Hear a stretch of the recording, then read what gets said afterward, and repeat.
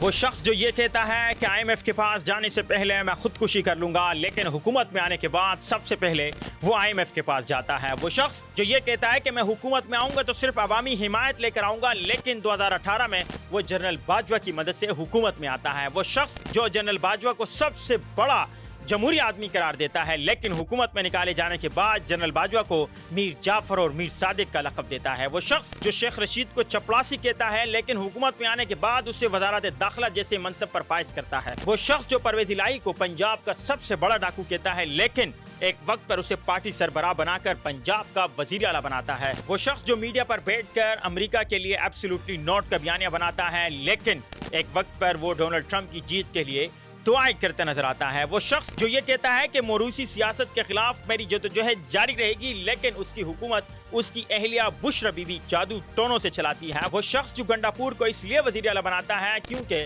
वो anti establishment है, लेकिन एक साल बाद इसलिए निकालता है कि वो एस्टैब्लिशमेंट से उसकी रिहाई दिलवाने में किरदार अदा करने में नाकाम रहता है। वो शख्स जो MQM को दहशतगर्द जमात कहता है, लेकिन हुकूमत उन्हीं के वोटों से बनाता है, फिर उन्हीं दहशतगर्दों को नफीस लोग करार देता है। वो शख्स जो हुकूमत में आने से पहले ये कहता है कि मैं मेट्रो नहीं बनाऊंगा, ये खटारा बस मेरे हुकूमत में नहीं बनेंगे, लेकिन खैबर पुख्तूनख्वा में आने के बाद उस जैसा नाकाम मंसूबा जो आज तक चल रहा है वो बनाता है। वो शख्स जो ये कहता है कि आज़ाद उम्मीदवारों की हिमायत हासिल करने से अगर मैं वजीर आज़म बनता हूँ तो मैं कभी नहीं बनूंगा, लेकिन वजीर आज़म बनने के लिए वो हेलीकॉप्टर का भरपूर इस्तेमाल करता है।